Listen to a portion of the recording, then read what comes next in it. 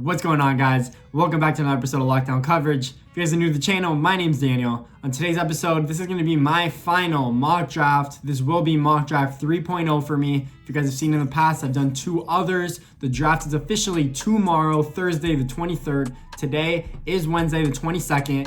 This mock draft will actually include picks 1 through 20. I'm not going to be predicting the whole first round. As it is, it's going to be impossible to do that, especially once the first trade comes in.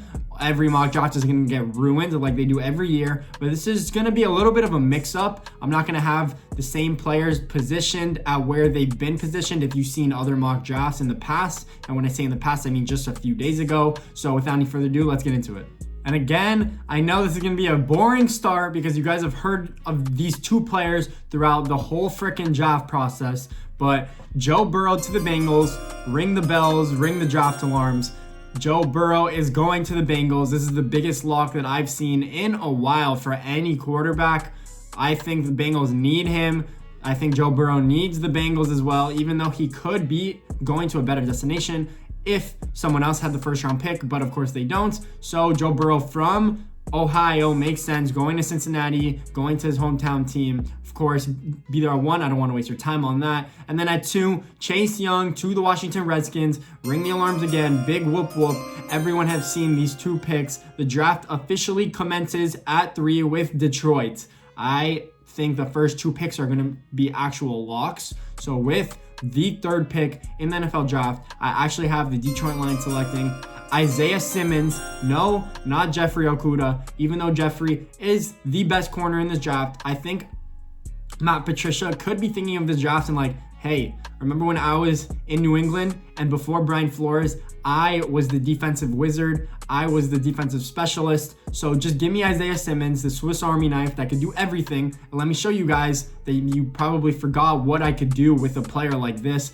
I could run him on blitzes endlessly. I could have him play middle of the field secondary. I can have him be in position to guard tight ends or play slot corner or boundary corner even if we need him to. Obviously, you don't want to overwhelm a rookie in his first year, but I think Matt Patricia would be ecstatic with Isaiah Simmons. I think him even going at 4 is a slip for him. I think the Detroit Lions need a defender. So if you need a corner, you might as well draft Isaiah Simmons because he could fill multiple voids on your defense, especially when you get into that nickel and dime package where he could literally be all over the field. Isaiah Simmons at 3 just makes sense. And then at 4, I think the New York Giants could actually say, wow, Jeffrey Okudah finally fell in our lap. I think he's the best defensive player available. Give me Jeffrey Okudah. So with the 4th pick, I have the New York Giants selecting Jeffrey Okudah from the University of Ohio State. Best corner in this draft. Best bump and run corner I've seen in a while. He could compete on all 3 levels. All 3 levels meaning bump and pass.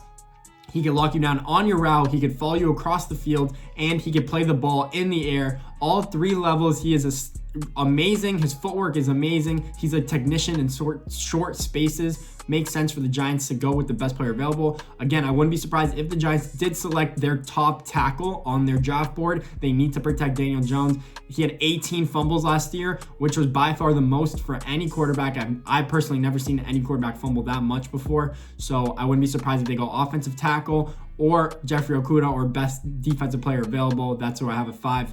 At 4, at number 5, the Miami Dolphins selections. Lock this in. The Dolphins have covered it up pretty well. I think they are really interested in Tua Tagovailoa. I just read a report that he did pass their physical at the Combine, which is in March. That means he should have progressed pretty well by now, even though they don't project him to start early in the year. Tua Tagovailoa to the Miami Dolphins. Lock it in at number 5. I think that will happen. All the reports that I've read is that Justin Herbert is favored over Tua Tagovailoa. If I'm the Dolphins, why would I tell teams that I want Justin Herbert if I really am interested in him? So that's why I really think that they're going to get Tua Tagovailoa. Lock him in at number 5 right now. That's why I have the Miami Dolphins getting their future quarterback. At number 6, I have also as well the Chargers. They need a quarterback. Oh, best quarterback available, Justin Herbert, plug and play. No.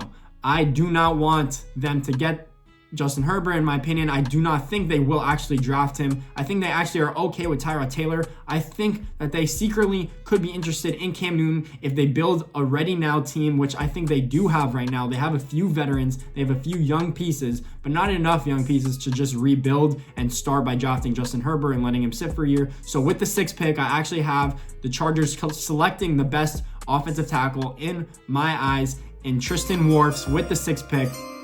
I think he's a plug and play at right tackle, at left tackle. Even though he started most of his games at Iowa at right tackle, I still think he could fill any void on your offensive line. Plug and play. If you bring in Cam Newton, if you let Tyrod Taylor start, that is a perfect situation for them. The Chargers don't have 3 first-round picks like the Dolphins and risk drafting Justin Herbert. So it makes sense for them to build a ready now team so they can compete. And even though they're probably in the best division or one of the best divisions, I still think they can compete for a spot, at least in the wild card, especially with 7 teams being in the playoffs this year. And then at number 7, I have the Carolina Panthers, again, protecting their assets, signing Teddy Bridgewater to a 3-year, $66 million extension or offseason deal via free agency. I think the Panthers will select Andrew Thomas, offensive tackle. I think there will be a run on guards or a run on offensive linemen as well, because Andrew Thomas is a stud.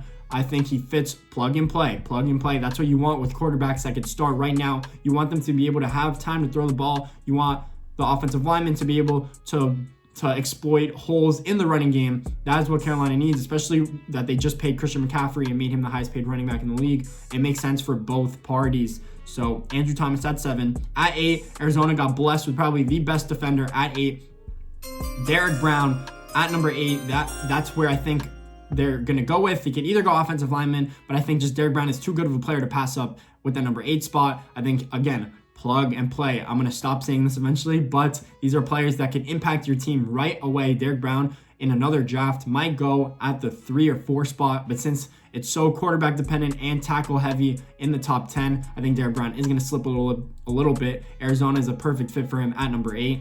At number 9, I have the Jaguars, even though I still think they might trade out of the spot either with Miami or Oakland Raider team if they really are interested in drafting quarterback, which I don't know if they are. But Jaguars, as for the sake of this video, since there's no trades, just say screw it. Justin Herbert's still there on the board. Let's take him. That's simple. Let him sit for a year. We need to rebuild the rest of our team. And even if they still have the first pick, maybe they could trade out of that next year in 2021 and they get more assets instead of actually getting Trevor Lawrence. If another team wants him, they'll trade away their whole life for Trevor Lawrence, especially. Justin Herbert at number 9 just makes the most sense for Jacksonville, especially since they have so many needs. You might as well start off with a quarterback. At number 10, match made in heaven, Mekhi Becton going to the Browns. They need tackles. They had the 2 worst tackles rated, one of the 2 worst tackles in the whole NFL last year. Their guard and center and interior play was pretty good, leveled out in the top 20, I'm pretty sure, according to Pro Football Focus. So makes sense for them to get a tackle. So now they have Jack Conklin from Tennessee that they signed in free agency on the right side, and Mekhi Becton potentially on the left side. Rounds out their draft, rounds out their offensive line. Baker Mayfield now has no excuses, in my opinion. Still is loaded on offense. Makes sense for them to go out and score points, especially filling in their needs at tackle. At number 11, I have the Jets. They can't afford to get a wide receiver. I know Sam Darnold needs pass catchers, especially with letting Robbie Anderson go in free agency to Carolina, but I think they need offensive line help. They had one of the worst offensive lines in the league last year, easily one of the worst. Le'Veon Bell couldn't even rush for 1,000 yards, and they gave him the bulk of the carries, and he's Le'Veon Bell, for God's sake. So I think they will drop Jedrick Wills from the University of Alabama. Plug and play, makes sense there. Could play right or left side. Simple as that. At number 12, I have the Oakland Raiders selecting CeeDee Lamb, best possession receiver in this draft. I think he's the only receiver I think that could genuinely get upwards of 100 catches a year at his top potential. I think that is what Derek Carr needs. He needs a slot and boundary receiver. He needs a mix. He needs a playmaker that Derek Carr can just dunk the ball down to, and he could eventually explode for a touchdown or take a slant 70 yards for a touchdown. Makes sense for them. They get the best receiver, or one of the best receivers in this draft. Then San Francisco, if they don't trade out of this spot, which I generally do think they could, I think they as well go with a wide receiver. Jerry Jeudy from the University of Alabama makes sense. They just had Deebo Samuel off his rookie year play amazing. Jimmy Garoppolo can't or could use more weapons. Obviously, any quarterback could use more weapons, especially a player like Jerry Jeudy. Makes sense. Plug and play. Start right away. That is what makes sense. You're a Super Bowl contending team. You need players that can start right away. At 14, I have the Tampa Bay Buccaneers. After they just got Gronk, now their offense is loaded. They could either go offensive tackle, in my opinion, but now I think there's really all the top tackles are off the board at this point. So I think they go best player available with Javon Kinlaw as the defensive tackle. Again, they need more pieces on defense. Their offense is pretty loaded for the most part. I think they could go offensive lineman in the second round. That makes the most sense for them. So Javon Kinlaw at 14. At 15, I've always had this pick. I don't know why I can't position him anywhere else, but Henry Ruggs to the Denver Broncos. I know that the Denver Broncos are saying that they don't need a wide receiver. Specifically, they might go best player available. But at this point, Henry Ruggs is the best player available. Speed Demon, ran a 4.27 at the Combine. He could change anyone's offense, anyone's. I also read a report that the Chiefs actually are really interested in him, but if the Chiefs get him, that's just not fair, and that's like the Warriors in the NBA. I don't want the Chiefs having Tyreek Hill and Henry Ruggs and Mecole Hardman and Sammy Watkins potentially. That's not fair. So I don't even want to think about that. But the Denver Broncos should get Henry Ruggs. It makes sense for them. Him and Cortland Sutton would be a great 1-2 punch in Denver.